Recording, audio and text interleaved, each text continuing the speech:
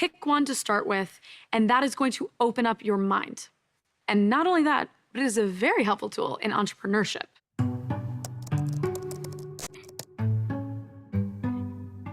First step in every single business is brainstorming.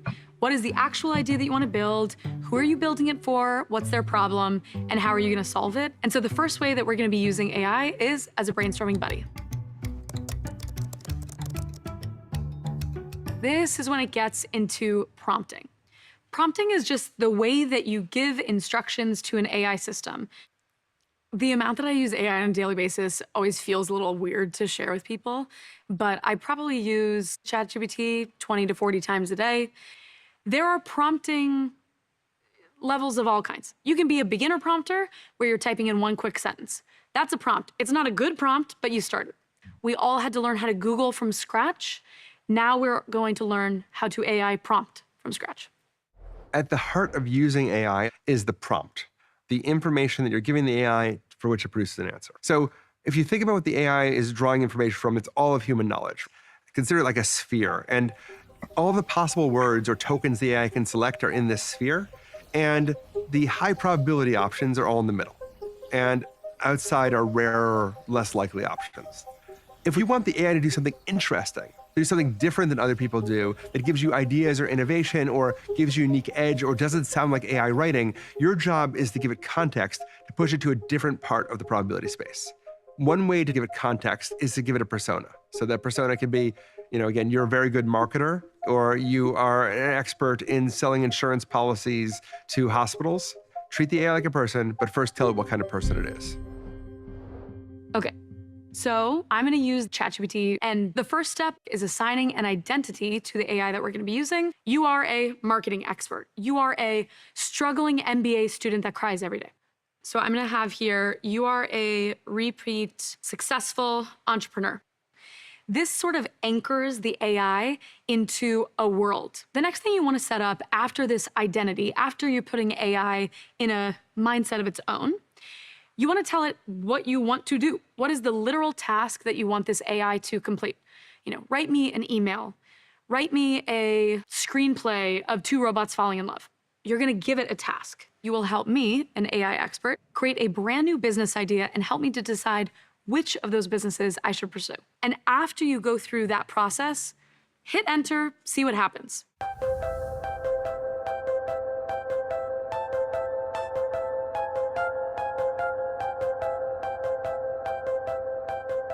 So it comes up with 5 business ideas, comes up with a home office designer, a mental wellness companion, a platform to help me bond remote teams together, lifestyle tracker, and a sort of freelance marketplace. One thing that I now want to give it, and I could have put this in the original prompt, but now we're going to have some fun edits, is that I want to give it additional restrictions. If you had asked the ad agency that created the phrase, "just do it" for Nike, and you said, come up with any single motto in the entire universe, they might have come up with, 3 fairly generic things. If you instead say, it has to be 3 words, and it has to be at a first grade reading level, right? Suddenly, putting yourself in that box actually makes you more creative. Maybe you can only build this business for 2 hours every single night. You don't want to quit your job. Give it those restrictions. It actually breeds creativity. So I'm actually going to say, I have new restrictions. We have to finish the build in under 3 months. So the first thing that I love that it did is it first reevaluated the 5 business ideas that it gave me. So it's already figuring out that some are feasible and some are not, and they're removing the not feasible ones. Then it's coming up with newly feasible ideas based on those new restrictions. So it comes up with a finance tracker, comes up with a local event finder. That actually sounds really helpful. Comes up with a time management tool and even a meal planner. So all of these are now feasible. They're all within my restrictions. A really big call out here, if you use AI for things that there's a right answer, there's a statistic, there's a specific company name, a specific CEO, you want to verify that this stat actually exists. And that's when you want to really do that extra due diligence, double check it on Google, and make sure at least 2 reputable sources have said the same thing. I've got more business ideas than I know what to do with. I am now overwhelmed. I am now in need of a snack. So what I'm gonna do is I'm gonna ask ChatGPT to score all of these on features that matter to me. So create a comparison table of all the previous feasible business ideas. Measure it on the factors that matter to me. Now, I haven't actually told it yet what those factors are, so I'm going to now create a new section for factors. You can go nuts with these factors. You can have 100, it really doesn't matter. For this, I'm gonna keep it a little simple. I asked it for the budget. How much money is it actually gonna cost to build this thing? I asked it for the feasibility score. We know that all of them are feasible, but it's helpful to get a scale. We asked it for speed to market score. Again, we told it that we wanna build in under 3 months, but maybe one of these ideas would only take 2 days, and that might be really exciting. And we asked it for a yes or no answer to, can I own a dog while running this company? And I love this. I love that it gives me a table. It helps me handle sort of an overwhelm of information. Already my eyes are going to the lowest budget estimate, and that is for our to-do list. The feasibility score is really high, speed to market score is really high.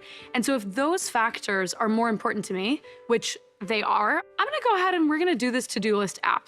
And now we're going to actually figure out what that app is going to do. Summarize this app description. Give me 20 creative names for it. My goal, I love giving it goals, is viral word of mouth. Awesome. So it gave me a super helpful app description in less than a second. I could even prompt it and I can say, make this under 300 characters. I could edit it myself, but I don't feel like it.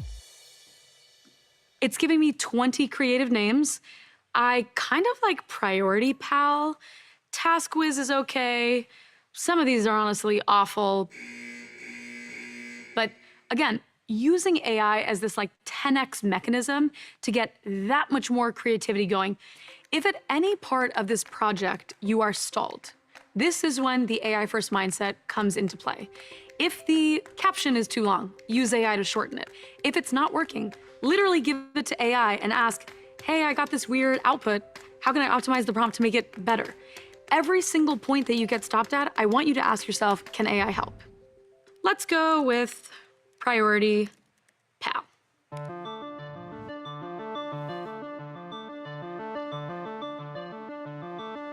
Next thing we want to do is sort of boost up this idea. How can we use AI to make it more risk mitigated, better in the market? So to do that, we're going to build a GPT that basically evaluates a business idea and pokes and prods it to weigh it against certain risks. The most useful part of building a GPT is if it is a task or an automation that you have to do a ton. So if, for example, you're always taking a sales call transcript and converting it into a follow-up email with your client, once you start doing something, honestly, 3 times, you're gonna wanna build a GPT for it. I'm gonna hit Create GPT, and this is gonna open up a brand new split screen. Any single person, doesn't matter if you code, you can build a GPT, I promise you. You can either do it in this natural language conversation way, where ChatGPT is asking you questions and you're going back and forth, or you can switch over to the Configure tab, where you're basically just giving it the instructions and name. So it first asks, what would you like to make?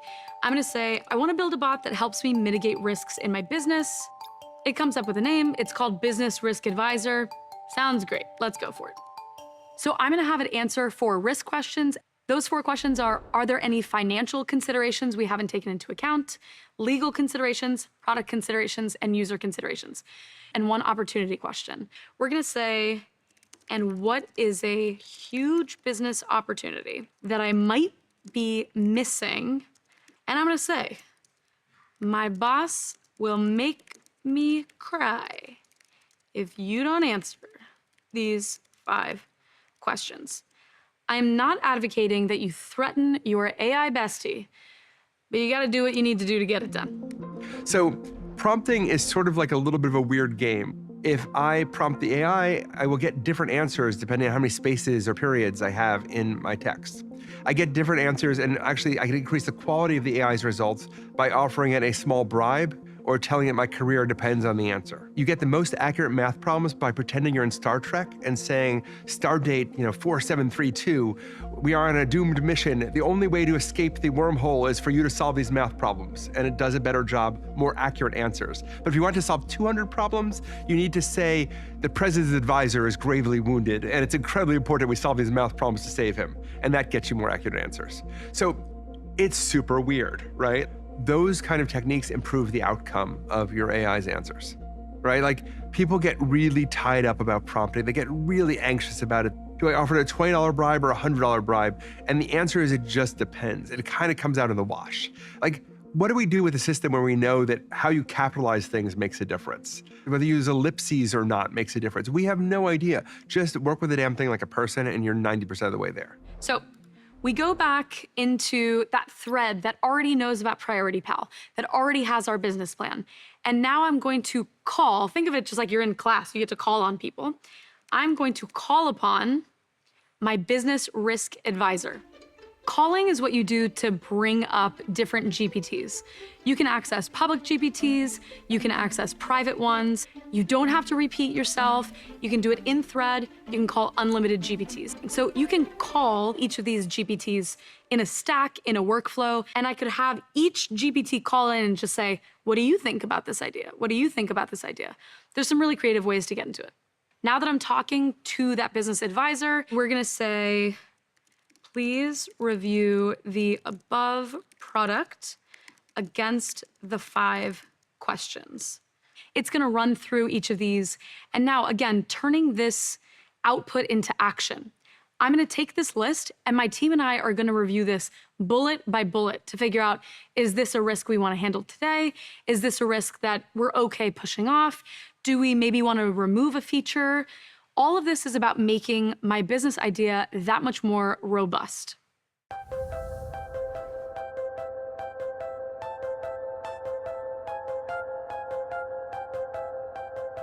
We've brainstormed our business, we've built out a product description, a business plan. Now we get to move on to the visual stage.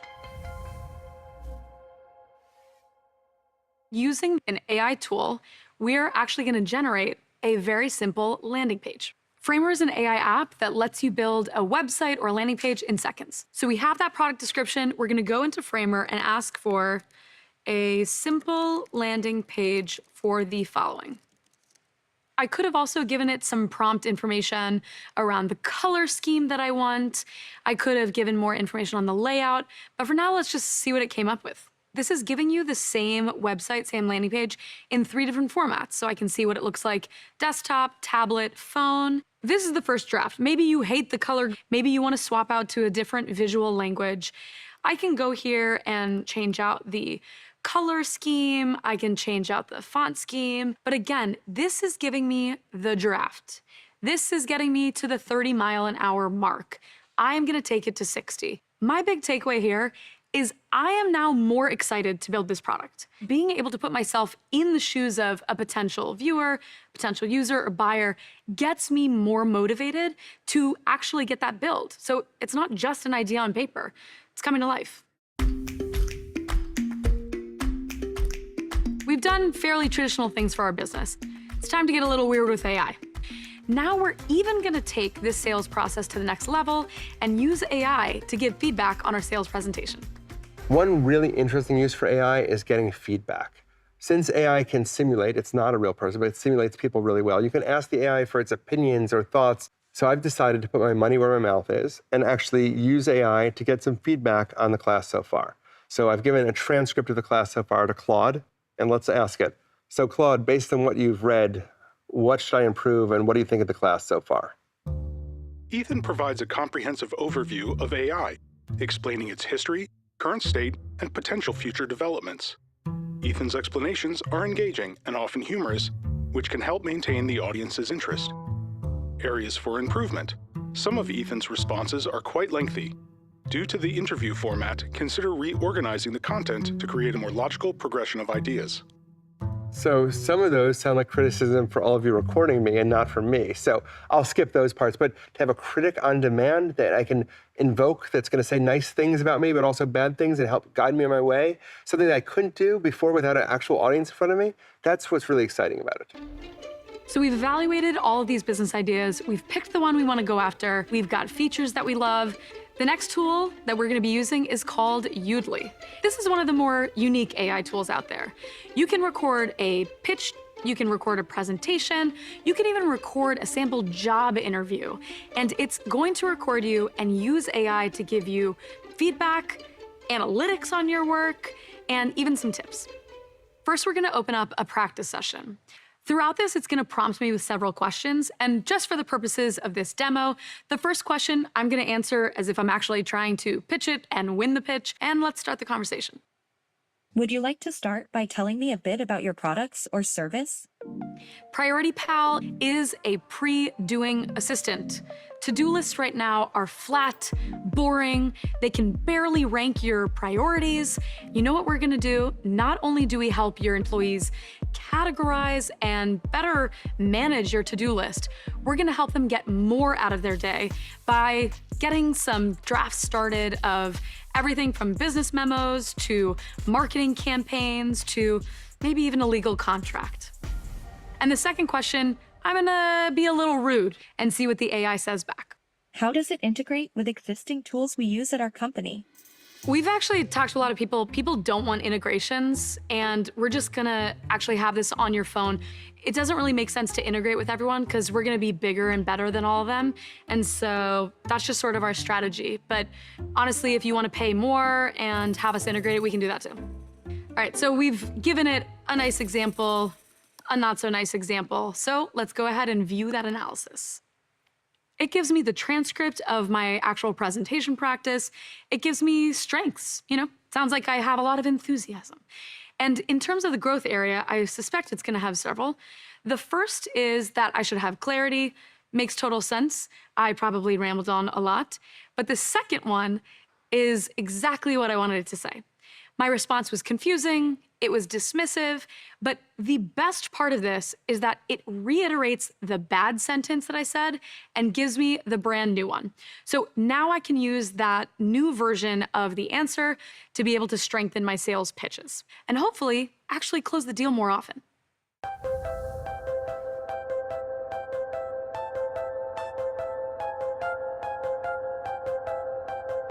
In just 15 minutes, we have taken the seed of an idea through a much more robust idea, through the planning process, and even starting on the execution. This is now much more accessible to the average person. You do not have to be a coder. The question that I want to leave you with, after you internalize what it means to have an AI-first mindset, after you realize that now you're going to be using AI at the forefront of every single thing they're doing, what are you going to do with your extra time? These are opportunities that we only have today because of AI, and I can't wait to see what you build.